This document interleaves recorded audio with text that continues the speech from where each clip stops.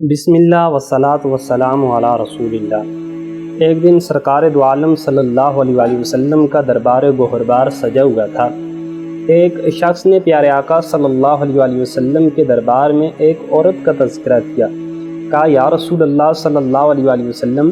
کہ فلاں عورت وہ ایسی ہے کہ بہت زیادہ وہ نمازیں پڑھنے والی ہے، بہت زیادہ وہ صدقات و خیرات کرنے والی ہے، بہت زیادہ وہ روزے رکھنے والی ہے، لوگوں کے اندر اس کی عبادت کا، اس کے صدقات و خیرات کا بڑا چرچا ہے،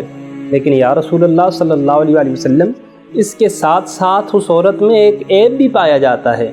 پیارے مصطفیٰ نے پوچھا ہے میرے صحابہ اس عورت کے اندر کیا عیب پایا جاتا ہے؟ تو لوگوں نے عرض کی یا رسول اللہ صلی اللہ علیہ وآلہ وسلم کہ وہ اپنی زبان کے ذریعے سے اپنے پڑوسیوں کو تکلیف پہنچاتی ہے، یعنی گالم گلوچ کرتی ہے، تانے دیتی ہے، اور اسی طرح زبان کے ذریعے سے جتنا وہ ٹارچر کر سکتی ہے اپنے پڑوسیوں کو، اس کے ساتھ ساتھ وہ ٹارچر کرتی ہے۔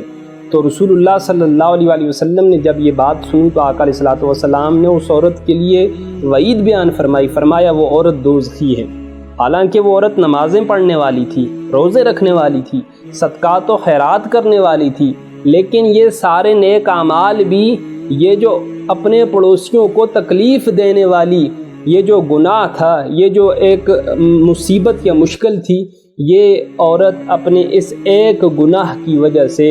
اپنے سارے نیک اعمال کے ہونے کے باوجود بھی جہنم میں جانے والی بن گئی۔ اور اسی طرح ایک دوسری عورت کا جو ہے تذکرہ کیا، یا رسول اللہ اس کی فرض نمازیں بھی کم ہیں، اس کے روزے بھی کم ہیں، اسی طرح اس کے جو صدقات و خیرات ہیں وہ بھی کم ہیں، اور اس کے بارے میں یہ بیان فرمایا گیا یا رسول اللہ کہ اس کا صدقہ و خیرات قرود کے چند ٹکڑوں سے زیادہ نہیں بڑھتا، یعنی کچھ ٹکڑے ہیں وہ جو اللہ کے رستے میں اس نے صدقہ و خیرات کیے ہوں گے، اس کے علاوہ اس کی اور کوئی نیکی نہیں۔ لیکن ہاں اس کے ساتھ ساتھ اس کی ایک اچھی کوالٹی ہے کہ وہ اپنے ہمسایوں کے ساتھ جو ہے اپنے پڑوسیوں کے ساتھ اچھا سلوک کرتی ہے۔ تو رسول اللہ صلی اللہ علیہ وآلہ وسلم نے ارشاد فرمایا کہ وہ عورت جنتی ہے۔ تو اس سے ہمیں پتہ چلتا ہے کہ ہمسایوں کے ساتھ حسن سلوک اسلام اس کے بارے میں ہمیں کتنی زیادہ تاکید کرتا ہے۔ اللہ رب العزت سورہ نساء آیت نمبر 36 کے اندر ارشاد فرماتے ہیں وَاعْبُدُوا اللَّهَ وَلَا تُشْرِكُوا بِهِ شَيْئًا وَبِالْوَالِدَيْنِ إِحْسَانًا وَبِذِي الْقُرْبَى وَالْيَتَامَى وَالْمَسَاكِينِ وَالْجَارِ ذِي الْقُرْبَى وَالْجَارِ الْجُنُبِ وَالصَّاحِبِ بالجنب وابن السبیل وما ملکت ایمانکم۔ اللہ نے ارشاد فرمایا کہ اے لوگو صرف اللہ کی عبادت کرو، ولا تشرکوا بہ شیئا، اللہ کے ساتھ کسی کو شریک مت ٹھہراؤ، اور تیسرے نمبر کے اوپر ارشاد فرمایا والدین کے ساتھ اچھا سلوک کرو، اسی طرح یتیموں کے ساتھ، غریبوں کے ساتھ، اور آگے جو ہے پڑوسیوں کے حقوق اللہ رب العزت نے اس آیہ کریمہ کے اندر جو ہے وہ نازل فرمایا اس کے ساتھ ساتھ وہ پڑوسی جو تمہارے نزدیک ہیں ان کے ساتھ بھی، اور وہ پڑوسی جو تمہارے دور کے ہیں ان کے ساتھ بھی اچھا سلوک کرو، اور جو تمہارا شریک سفر ہے اس کے ساتھ بھی، اور جو مسافر ہے اس کے ساتھ بھی، اور جو تمہارے ہاتھ میں تمہارے ملک ہیں، تمہارے غلام ہیں، تمہارے لونڈیاں ہیں، ان کے ساتھ بھی اچھا سلوک کرو۔ اللہ رب العزت نے اس آیہ کے اندر مسلمانوں کو ایک پورا اسوہ جو ہے وہ دین کا سمجھا دیا کہ سلوک ہمیشہ اپنے پڑوسیوں کے ساتھ تم نے اچھا کرنا ہے۔ اب حضرت عبداللہ بن عباس وہ اس آیہ کی تشریح کرتے ہوئے فرماتے ہیں کہ جار ذل قربا سے مراد وہ پڑوسی ہے، وہ شخص ہے کہ جو آپ کا پڑوسی بھی ہے اور پڑوسی ہونے کے ساتھ ساتھ آپ کا رشتہ دار بھی ہے، کیونکہ اس میں دو حق جمع ہیں، اس لیے اللہ رب العزت نے اس کو پہلے ذکر فرمایا، اور دوسرے نمبر کے اوپر فرمایا والجار ذی القربى والجار الجنب، اور جار جنب سے مراد وہ شخص ہے جو رشتہ دار نہیں ہے، صرف پڑوسی ہے، اس کو اللہ رب العزت نے مؤخر ذکر کیا، اور جس کے دو حق تھے اس کو اللہ رب العزت نے مقدم ذکر کیا۔ اور اس کی تشریح رسول اللہ صلی اللہ علیہ وسلم کی حدیث طیبہ سے بھی ہوتی ہے کہ حضور نے فرمایا کہ بعض وہ پڑوسی ہیں جن کا ایک حق ہے، بعض وہ پڑوسی ہیں جن کے دو حق ہیں، اور بعض وہ پڑوسی ہیں جن کے تین حق ہیں۔ یا رسول اللہ ایک حق والا پڑوسی کون ہے؟ فرمایا وہ جو غیر مسلم ہے لیکن آپ کے گھر کے پاس ہی اس کا مکان ہے، اس کا ایک حق ہے۔ یا رسول اللہ وہ کون سا شخص ہے جس کے دو حق ہیں؟ فرمایا وہ پڑوسی جو آپ کے گھر کے ساتھ جس کا مکان بھی ہے اور دوسرے نمبر کے اوپر مسلمان بھی ہے، اس کے دو حق ہیں۔ اور وہ کون سا شخص ہے یا رسول اللہ جس کے تین حق ہیں؟ فرمایا جس کا گھر آپ کے گھر کے ساتھ ہے،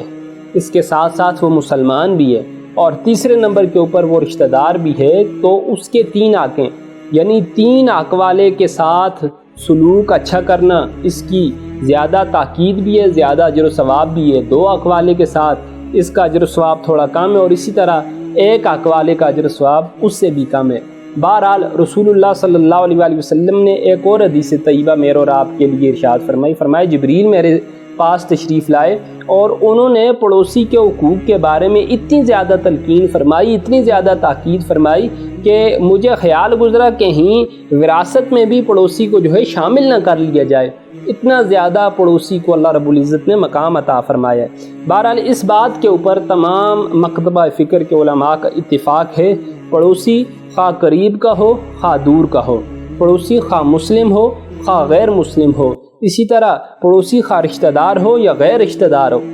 ہر بندہ مومن اپنی استطاعت کے مطابق، اپنی توفیق کے مطابق وہ اپنے پڑوسیوں کے ساتھ اچھا سلوک کرے۔ قرآن نے اور رسول اللہ کے فرمان نے اس کی بہت زیادہ تاکید فرمائی ہے۔ اور آگے رسول اللہ صلی اللہ علیہ وآلہ وسلم کی ایک حدیث طیبہ کہ حضرت ابن عباس فرماتے ہیں کہ رسول اللہ صلی اللہ علیہ وآلہ وسلم نے ارشاد فرمایا وہ شخص کامل مومن نہیں ہو سکتا کہ جو خود تو پیٹ بھر کے کھانا کھائے، اس کے بچے بھی، اس کی بیوی بھی پیٹ بھر کے کھانا کھائیں، اور اس کا جو پڑوسی ہے، اس کی جو بیوی بچے ہیں وہ بھوکے رات کو سوئیں۔ رسول اللہ نے اس شخص کے ایمان کو نامکمل قرار دیا ہے۔ یعنی پتہ بھی ہے میرے ہمسائے میں ایک شخص ہے، اس کا رزق روزگار نہیں ہے، کاروبار نہیں ہے، بیماری ہے، گھر میں بھوک ہے، غربت ہے، افلاس ہے، اور اس کے باوجود اس نے اپنی استطاعت کے مطابق ان کی اعانت نہیں کی، ان کی دستگیری نہیں کی، تو رسول اللہ صلی اللہ علیہ وآلہ وسلم نے ایسے شخص کو کہ جس نے سب کچھ جانتے بوجھتے ہوئے بھی اپنے پڑوسی کی خبر گیری نہیں کی، اس کے ایمان کو نامکمل بیان فرمایا ہے۔ کہ ایک واقعہ جو کہ قصص الاولیاء کے اندر موجود ہے، حضرت عبداللہ بن مبارک، آپ بہت بڑے اللہ رب العزت کے ایک بزرگ تھے، صوفی تھے۔ آپ فرماتے ہیں کہ ایک دفعہ میں حج کے لیے بیت اللہ شریف میں گیا، حج کرنے کے بعد وہیں بیت اللہ کے سائے میں سو گیا،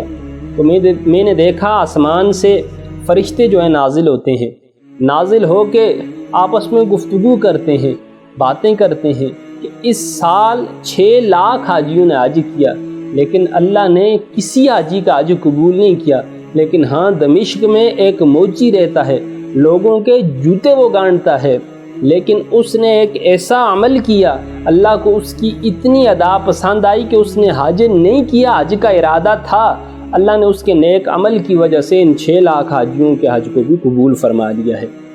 یہ جب خواب حضرت عبداللہ بن مبارک دیکھتے ہیں،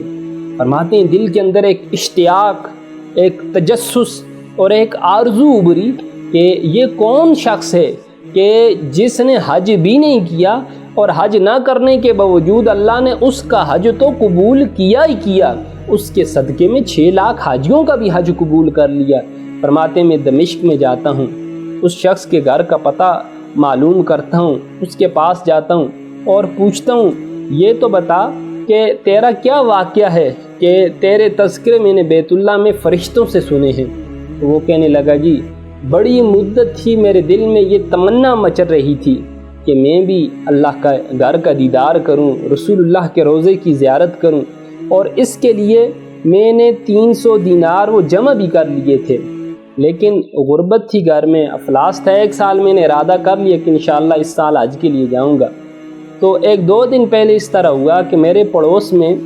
بینی بینی خوشبو میرے ناک تک پہنچی کہ بڑا بہترین قسم کا جو ہے سالن میری پڑوسن جو ہے وہ پکا رہی ہے۔ ہمارے گھر کھانے کے لیے کچھ نہیں تھا، میں نے اپنی بیوی سے کہا جاؤ اور جا کے یہ سید زادے ہیں ان سے معلوم کرو کہ آج آپ نے کیا پکایا ہے، تھوڑا سا ہمیں بھی دے دیں تاکہ ہم بھی جو ہے وہ روٹی جو ہے سالن کے ساتھ کھا سکیں۔ اللہ اکبر۔ وہ کہتے ہیں جب میری بیوی اس پڑوسن کے گھر میں گئی اور اس سے سالن ادھار مانگا تو اس پڑوسن نے کہا کہ ہم نے جو پکایا ہے آپ اسے کھا نہیں سکتے۔ پھر اس نے اپنا واقعہ بیان کیا۔ بات یہ ہے کہ ہمارے گھر میں اتنے دن سے فاقہ تھا، کھانے کے لیے کچھ نہیں تھا، بچے بھوک سے بلک رہے تھے، تو ایک گدھا جو مردار تھا وہ ایک کوڑے کے ڈھیر کے اوپر پڑا ہوا تھا، اس کا کچھ گوشت رات کے اندھیرے میں ہم کاٹ کے لے آئے، اور اس کو آج ہم جو ہے پکا کے کھا رہے ہیں۔ فرماتے ہیں جب یہ بات اس عورت نے کہی تو میرا جو ہے بدن کانپنے لگا، میں نے فوراً گھر سے وہ 300 دینار اٹھائے اور جا کے اس عورت کو دے دیے، اور یہ خیال کیا کہ اس عورت کی مدد کرنا، اس بیوہ کے ساتھ، دکھیاری کے ساتھ، سید زادی کے ساتھ اچھا سلوک کرنا، یہی میرا حج ہے۔ اللہ پاک کسی کو بطور حج اور اسی کو بطور ثواب مجھے جو ہے وہ عطا فرما دیں گے۔ فرماتے ہیں عبداللہ بن مبارک، جب میں نے یہ بات سنی تو میں نے کہا بے شک تو نے جو کیا وہ سچ کیا، تو نے جو قصہ سنایا وہ تیرا قصہ سچا ہے، تیرے اس قصے کی وجہ سے، اس واقعے کی وجہ سے، اس عمل کی وجہ سے اللہ نے 6 لاکھ حاجیوں کے حج کو بھی قبول کر لیا اور تجھے بھی حج کا ثواب عطا فرما دیا ہے۔ تو اسی طرح رسول اللہ صلی اللہ علیہ وسلم کی ایک حدیث حضرت ابی ذر غفاری رضی اللہ تعالی عنہ آپ فرماتے ہیں رسول اللہ صلی اللہ علیہ وسلم نے مجھے نصیحت کی کہ اے ابو ذر کہ جب بھی آپ اپنے گھر میں سالن پکاؤ تو اس میں ذرا شوربہ ڈال دیا کرو، ذرا زیادہ ڈال دیا کرو۔ کیوں کہ بسا اوقات انسان کے محلے میں، انسان کے پڑوس میں کچھ ایسے گھر بھی ہوتے ہیں کہ جن کو سالن پکانے کی اتنی ان کی استطاعت نہیں ہوتی کہ وہ روز سالن پکا سکیں، تو اس شوربے میں سے کچھ شوربہ ان کو بھی دے دیا کرو، تو اللہ پاک تمہیں بھی اجر اور ثواب عطا فرمائیں گے۔ کیوں؟ حضور کا منشا یہ تھا کہ صرف اپنی خواہش کو، اپنی لذت کو مقدم نہ رکھو، بلکہ جو تمہارے غریب پڑوسی ہیں ان کی بھی امداد کرو، ان کی اعانت کرو، تاکہ ان کے بچے بھی جو ہے سالن کے ساتھ روٹی کھا سکیں۔ اور ہمسائے کے شر پر سخت وعید بھی بیان فرمائی۔ حضرت ابو ہریرہ رضی اللہ تعالی عنہ فرماتے ہیں رسول اللہ صلی اللہ علیہ وسلم نے ارشاد فرمایا واللہ لا یؤمن، واللہ لا یؤمن، واللہ لا یؤمن۔ حضور نے 3 مرتبہ یہ الفاظ کہے، اللہ کی قسم وہ شخص مومن نہیں ہو سکتا، اللہ کی قسم وہ شخص مومن نہیں ہو سکتا، اللہ کی قسم وہ شخص مومن نہیں ہو سکتا۔ صحابہ نے پوچھا یا رسول اللہ صلی اللہ علیہ وسلم کون شخص مومن نہیں ہو سکتا؟ فرمایا وہ شخص کہ جس کا پڑوسی اس کے شر سے محفوظ نہ ہو۔ اور ایک دوسری حدیث کے اندر یہ الفاظ موجود ہیں کہ وہ شخص جنت میں ہی داخل نہیں ہو سکتا کہ جس کا پڑوسی اس کے شر سے، اس کی خباثت سے، اس کی شرارت سے محفوظ نہ ہو۔ تو اس لیے رسول اللہ صلی اللہ علیہ وسلم کے فرامین کو سامنے رکھتے ہوئے پڑوسی کا بہت زیادہ حق ہے۔ اور ایک اور حدیث جو رسول اللہ صلی اللہ علیہ وسلم نے بخاری مسلم کے اندر موجود ہے، فرمایا قال رسول اللہ صلی اللہ علیہ وسلم یا نساء المسلمات، حضور نے عورتوں کو خطاب کرتے ہوئے فرمایا لا تحقرن جارۃ لجارتها ولو فرسن شاۃ،